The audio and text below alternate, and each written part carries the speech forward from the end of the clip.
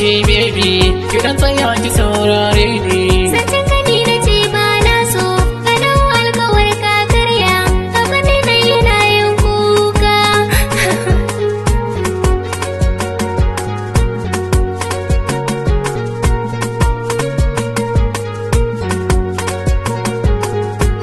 Ki tallafa ki saurare ni ki san na san ki ya dame ni sanin sarauniyar yan mata.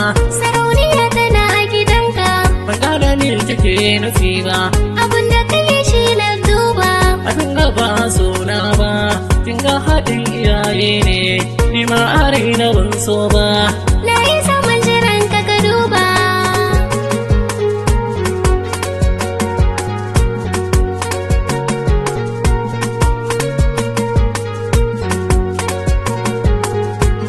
Da bata lokaci na duba abin gashi yake sani kuka kullum kake faɗa min ga wata ya sai dai ni. Abin ya zarci lissafi na har yau san ki yana raina. Bayan ka sani na yi kuka kullum kwala idanuna. Zan so ki gane san kina raina shi ke hana ni in yi bacci.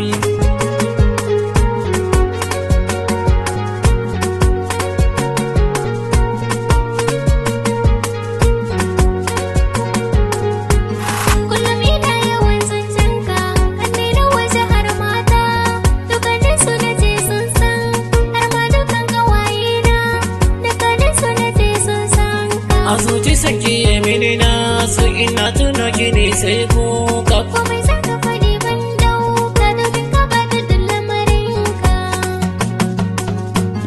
Abubuwar ki nake yin nema kuskure ni na sunna ta hauka. Sanya kira ga 'yan mata kada ku koyi wanda kuke so domin samari babu amana gashi darasi ne na dauka ya bani ya je aure ya kada ne kawai sai kuka. Daga kira gare ku samari mu yi soyayya da amana. A ɗauki alkawar na kaja a dinga ya zaman kuka garan babatun walgi ba.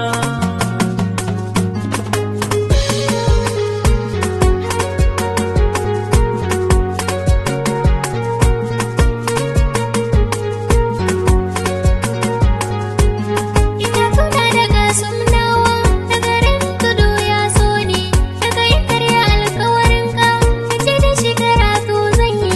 Saki ya haƙuri baby dan ce ka da mi ne manufata. Kabisha, ni ce bebin taka, Allah ya kiyaye ku, kai ka iske bebin taka tana a gidanka, je ka iske ta.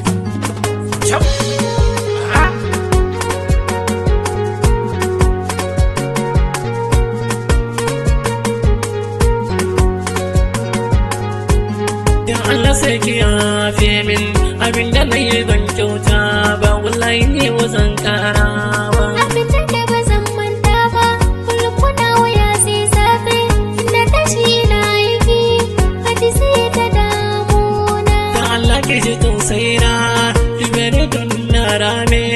Amana ce take binka, baka fara ganin komai ba. Abinda za na ce muku ko je karmu yadda mu ci amana. Amana ba abin warge ba kowa zai ci ta sai ta ci shi. Ah, wannan ni ba da ni ba kam, sai dai ta ci ka, macucin banza a zalimi.